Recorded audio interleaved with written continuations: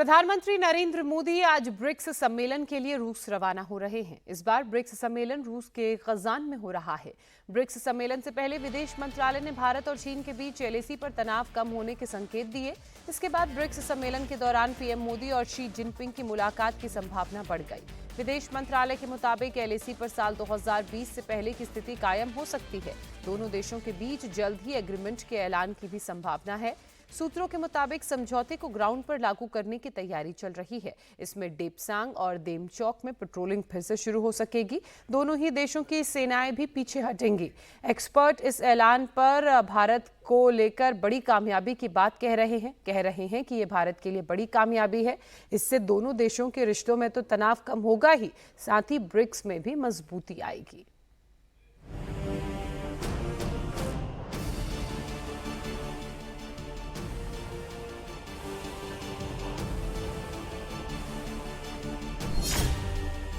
BRICS summit से पहले LAC पर बनी बात।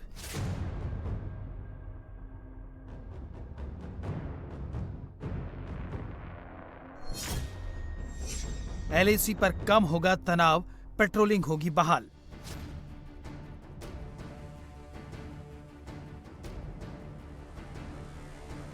प्रधानमंत्री नरेंद्र मोदी के ब्रिक्स सम्मेलन में शामिल होने से पहले बड़ी खबर आई है।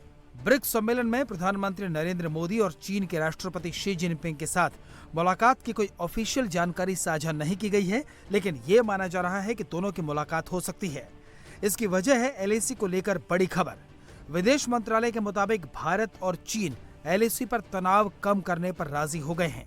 इसका मतलब है कि दोनों देश अब लाइन ऑफ एक्चुअल कंट्रोल यानी वास्तविक नियंत्रण रेखा से अपनी सेनाएं पीछे हटाएंगे। दोनों देशों के सैनिक अपनी अपनी सीमा के भीतर गश्त कर सकेंगे। डेपसांग और देमचौक को लेकर 2020 से पहले वाली स्थिति बहाल हो सकती है। गलवान, पेंगोंग से गोगरा और हॉट स्प्रिंग को लेकर पहले ही सहमति बन चुकी है। पिछले कुछ हफ्तों से चीन और भारत के डिप्लोमेट और मिलिट्री ऑफिसर एक दूसरे से लगातार बातचीत कर रहे थे।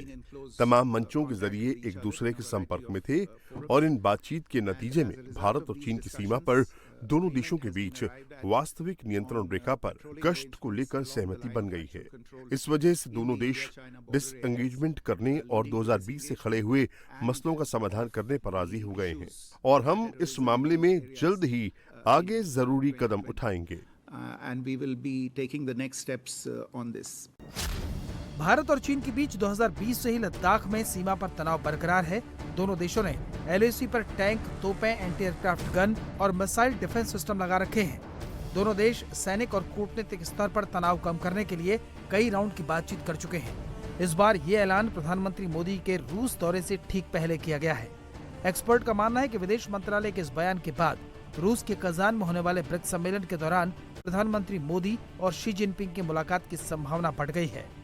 एलएसी पे पेट्रोलिंग कैसे होगी, इसके बारे में कोई एग्रीमेंट हुई है भारत और चीन के बीच में, और विदेश मंत्री जयशंकर साहब ने ये भी कहा है कि प्री गालवान सिचुएशन अब वहाँ पे हो जाएगी। तो अगर ये सब सच्चाई है तो मैं तो समझता हूँ कि ये अच्छी बात है। भारत सरकार को की प्रशंसा करनी चाहिए कि 4.5 साल के लिए डट के रहे हैं अपने वक्तव्य पे, और मैं कहूँगा कि ये भारत और चीन रिश्तों के लिए एक अच्छी शुरुआत है, उसको फिर से सुदृढ़ करने के लिए। भारत के प्रधानमंत्री और चीन के राष्ट्रपति जो है उनके बीच मीटिंग की संभावना थी, और इस संभावना को प्रकट करने के लिए ये समझौता हुआ है आज। इसके लिए काफ़ी देर से कोशिश हो रही थी, लेकिन आज ये समझौता जब तक जो विदेश सचिव साहब ने अनाउंस किया है, इसका ये मतलब है कि शायद कजान रशिया में दोनों के बीच में, दोनों जो हमारे भारत के प्रधानमंत्री है और चीन के प्रेसिडेंट है, उनके बीच में शायद मीटिंग होने जा रही है। ये पहली बार नहीं है जब भारत और चीन किसी समझौते पर पहुंचे हों। इससे पहले भी दोनों देशों के बीच समझौते हुए, लेकिन चीन ने हमेशा दगा दिया है। इसलिए इस बार भी सावधान रहने की नसीहत दी जा रही है। ये बहुत अच्छी बात है, क्योंकि हम देखते हैं कि अभी हमारे प्रधानमंत्री रशिया जाएंगे वो ब्रिक्स का मीटिंग के लिए, और चाइनीज़ प्रेसिडेंट भी उधर होगा, इसलिए एक मुलाकात होगा। विदेश मंत्रालय के ऐलान पर AIMIM चीफ असदुद्दीन ओवैसी ने सोशल मीडिया पर पोस्ट लिखा है, हमें सीमावर्ती इलाकों में डिसएंगेजमेंट की शर्तें भी जानने की जरूरत है। 2017 के बाद हमने डोकलाम में जो देखा वो दोहराया नहीं जाना चाहिए, जहां PLA ने इलाके में स्थायी उपस्थिति हासिल कर ली थी। जब तक पूरा ब्यौरा उपलब्ध नहीं कराया जाता तब तक नतीजे के बारे में निश्चित होना कठिन है।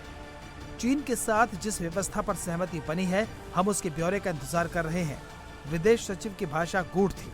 आइए आशा करें कि भारतीय पेट्रोलिंग अधिकारों को बहाल करते हुए ये PLA को उन क्षेत्रों तक पहुंचने की अनुमति नहीं देगा जहां वो पहले नहीं आ रहा था। LAC पर दोनों देशों के बीच क्या समझौता हुआ है, इसकी जानकारी अभी पूरी तरह से बाहर नहीं आई है। माना जा रहा है कि एग्रीमेंट को लागू करने के तौर तरीकों पर बातचीत चल रही है। हो सकता है रूस के कजान से इसको लेकर कोई बड़ी खबर आए।